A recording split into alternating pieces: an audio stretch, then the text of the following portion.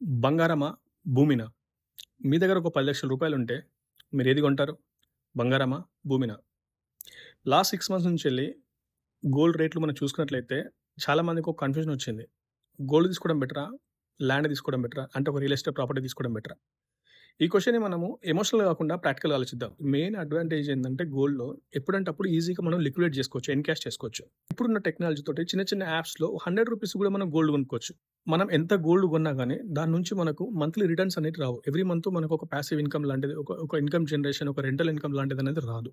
రిటర్న్స్‌తో compare చేసుకుంటే long టర్మ్‌లో land ఇచ్చే రిటర్న్స్ గోల్డ్ ఇవ్వలేదు. 2005లో గోల్డ్ వాల్యూ అనేది ఒక రూ. 7,000 పర్ తులం. ఒక 10 గ్రాములు ఓ రూ. 7,000కొచ్చేది. అదే వచ్చేసి ఒక ఎకరం వచ్చేసి 2005లో ఈవెన్ హైదరాబాద్ ఔట్‌స్కర్ట్‌లో 2,00,000, రూ. 1,00,000 ఉంటుండే. ఇంతకు మించి అయితే ఎక్కువ లేదు. నాకు తెలిసైతే ఇంతకు మించి ఎక్కువ లేదు. నేను చేసిన రిసర్చ్ ప్రకారం దీనికి మించి ఎక్కువ లేదు. సో, ఈరోజు ఒక గోల్డ్ తులం వాల్యూ వచ్చేసి 1,40,000, 1,50,000 దాకా ఈరోజు పోయింది. 1,60,000 కూడా పోయి డౌన్ అయింది. ల్యాండ్ చూడండి.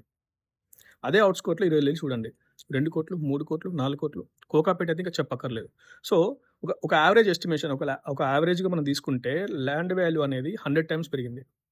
గోల్డ్ వాల్యూ 15 టైమ్స్ పెరిగింది. సో, ఇది నేను చెప్పడం గాదు. జస్ట్ మీరు ఒకసారి గూగుల్ చేయండి.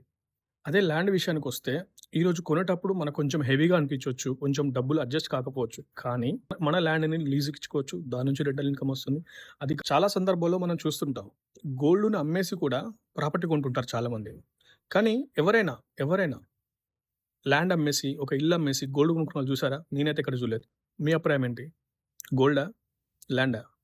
మీరైతే ఏది తీసుకుంటారు? సో, ఈ టాపిక్ మీకు నచ్చినట్లయితే ప్లీజ్ ఫాలో చేయండి. ఇలాంటి మరిన్ని మంచి విషయాలు మాట్లాడుకుందాం. Thank you.